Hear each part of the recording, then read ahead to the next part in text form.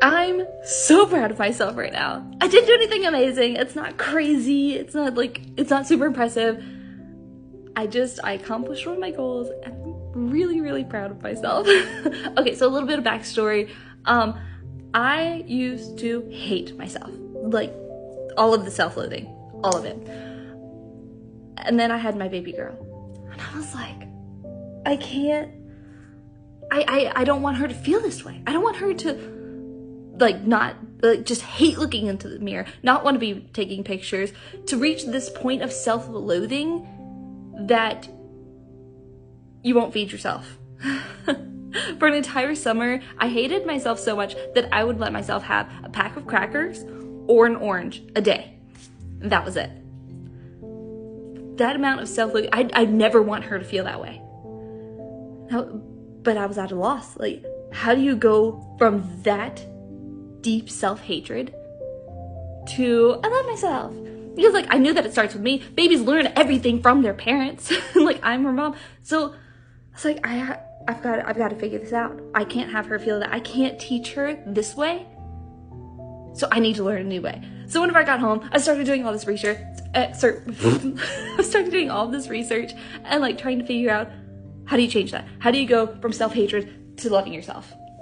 And, like, because there's so many extremes. Where's the happy medium?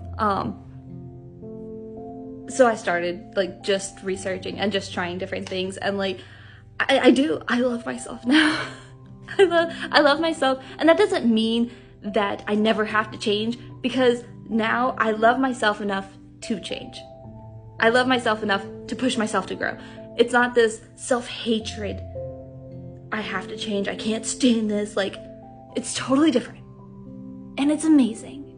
And it's beautiful. And I love and accept myself. And that opens up and frees me to love and accept others exactly the way that they are. And accept my daughter exactly the way she is. And just love her for who she is. Because I love myself for, like, how can you give something that you don't have yourself for yourself? So, anyway, I love her. And I want her to love her. I want her to see herself the way that I see her. So I made this course. And I'm not asking you to buy the course.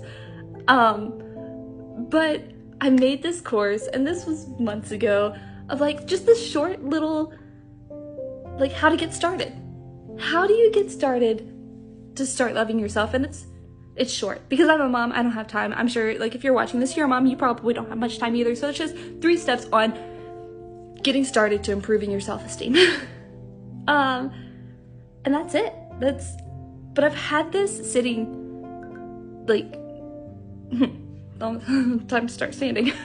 But I've had this sitting, like, in my computer for months, maybe a year. I don't really know. And I was like, okay, it has to be perfect. It has to be perfect before I can launch it. It has to be perfect to be able to help anyone. Something dawned on me the other day. I'm not perfect. I'm not perfect. How can I expect something that I make to be perfect? But even in my imperfections, I'm able to help people. So why can't this thing, even with all of its imperfections, help people?